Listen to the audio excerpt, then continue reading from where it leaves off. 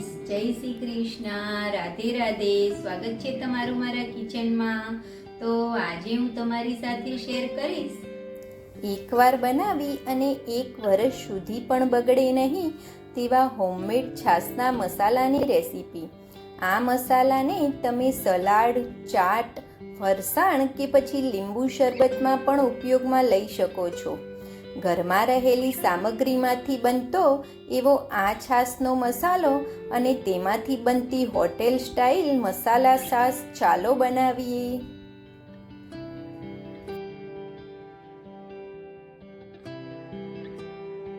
તો સૌપ્રથમ છાશનો મસાલો બનાવવા માટે આપણે ઘરમાં રહેલી કોઈ પણ મોટી સાઈઝની વાટકીનું માપ સેટ કરી લેવાનું છે અને તે જ માપથી આપણે બધું જ લઈશું. તો મેં અડધો કપ એટલે કે અડધી વાટકી જેવું જીરું લીધું છે અને તે જ માપથી મેં અડધો કપ ધાણા લીધા છે. હવે 1/4 કપ કરતાં થોડોક ઓછો મેં અજમો લીધો છે, એટલે 3 મોટી ચમચી ભરીને મેં અજમો લીધો છે. હવે 2 ટેબલ સ્પૂન એટલે કે 2 મોટી ચમચી ભરીને આપણે કાળા મરી લેવાના છે, તે એડ કરી દઈશું અંદર. હવે ગેસ ચાલુ કરી અને આ બધી જ વસ્તુને આપણે સ્લો ટુ મીડિયમ ગેસ ઉપર સરસ શેકવાની છે. આ રીતે સતત હલાવતા જઈશું અને મસાલાને આપણે શેકવાના છે. આપણે આ મસાલાને વધારે પડતા નથી શેકવાના, થોડો કલર ચેન્જ થાય ત્યાં સુધી જ શેકવાના છે. આ રીતે આપણે કન્ટિન્યુ હલાવતા જવાનું છે અને મસાલાને શેકવાના છે. આ સ્ટેજ ઉપર આપણે ગેસની ફ્લેમ સ્લો ટુ મીડિયમ રાખવાની છે, હાઈ ફ્લેમ ઉપર બિલકુલ પણ નથી શેકવાના. હવે મેં આ એક જોડી ફુદીનો લીધો છે, 250 ગ્રામ જેવો ફુદીનો છે. તેને ધોઈ અને કોટનના કપડાની અંદર કોરો કરી લીધો હતો. પછી તેને ઓવરનાઇટ પંખા નીચે સૂકવી દીધો હતો, જેથી ફુદીનો આ રીતે એકદમ ડ્રાય થઈ જશે. આ રીતે એકદમ સુકાઈ જાય ત્યાં સુધી તેને સૂકવવાનો છે પંખા નીચે. હવે તે જ રીતે મેં લીમડાના પાન લીધા હતા, તેને પણ સૂકવી અને પંખા નીચે કોરા કરી લીધા છે. આ રીતે સુકાઈ જાય ત્યાં સુધી તેને સુકાવવાના છે. પંખા નીચે આપણા લીમડાના પાન અને ફુદીનો એકદમ સરસ સુકાઈ જાય છે. હવે આપણા મસાલાને શેકાતા 5 થી 7 મિનિટ થઈ ગઈ છે અને આપણા મસાલાનો કલર થોડોક ચેન્જ થઈ ગયો છે અને તેની અંદરથી એકદમ સરસ સુગંધ પણ આવવા લાગી છે. હવે ગેસની ફ્લેમને આપણે એકદમ સ્લો કરી દઈશું.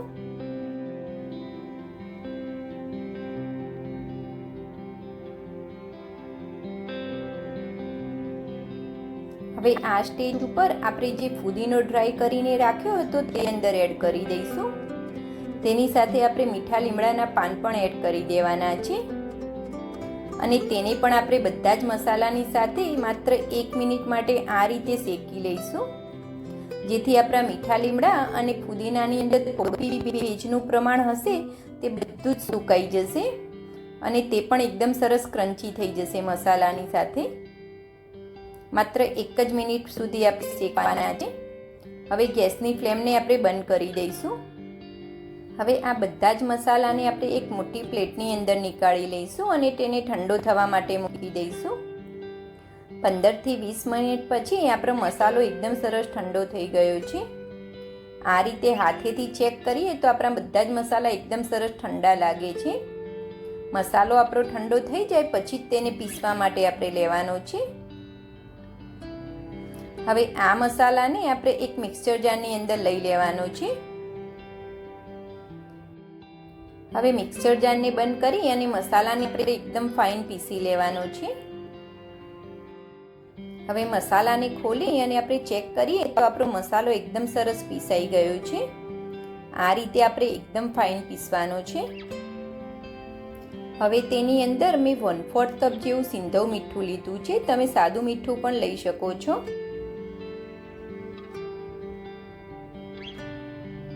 હવે તેની અંદર 1/4 કપ મેં સંચળ મીઠું લીધું છે. નાની સાઈઝની વાટકીના માપથી લઈએ તો આ અડધી વાટકી કરતાં પણ ઓછું છે. તે અંદર એડ કરી દઈશું. હવે મિક્સર જારને બંધ કરી અને માત્ર 1 મિનિટ માટે ફરીથી આપણે પીસી લેવાનું છે. વધારે પડતું મિક્સર જારને નથી ચલાવવાનું મીઠું એડ કર્યા પછી.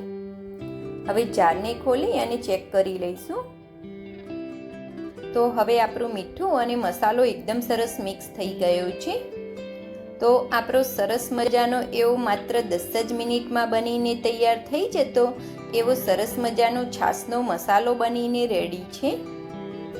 હવે તેને આપણે આખું વરસ સાચવવા માટે આ રીતે કાચના જારની અંદર ભરી લેવાનો છે, જેથી આપણો મસાલો બિલકુલ પણ ખરાબ નહીં થાય।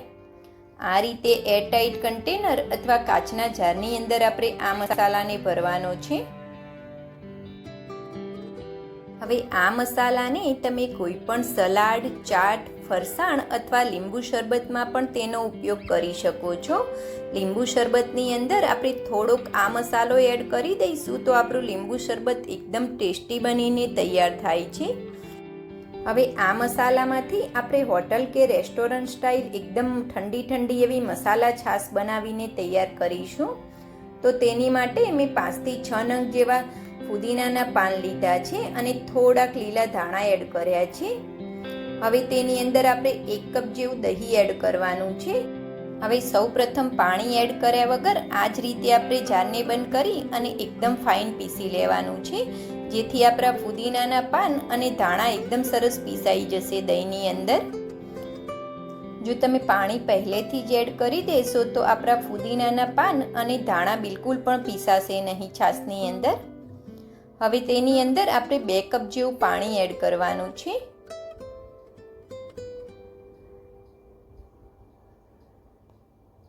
આપણે 1 કપ દહીં સાથે આપણે 2 કપ પાણી એડ કરવાનું છે।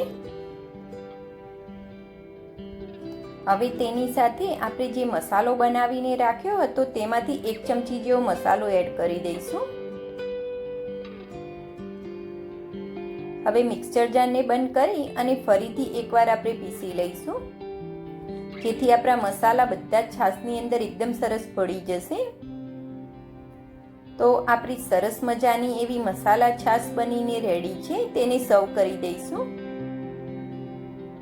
તો આપણી સરસ મજાની ઠંડી ઠંડી એવી મસાલા છાશ બનીને રેડી છે ફ્રેન્ડ્સ। તમે પણ મારી આ રીતથી છાશનો મસાલો અને તેમાંથી બનતી મસાલા છાશ બનાવી અને ચોક્કસથી ટ્રાય કરજો ફ્રેન્ડ્સ। અને આ રેસીપી તમને ગમી હોય તો મારી વિડીયોને લાઈક અને મારી ચેનલને સબસ્ક્રાઈબ કરવાનું ભૂલતા નહીં। Thanks for watching. જય શ્રી કૃષ્ણ।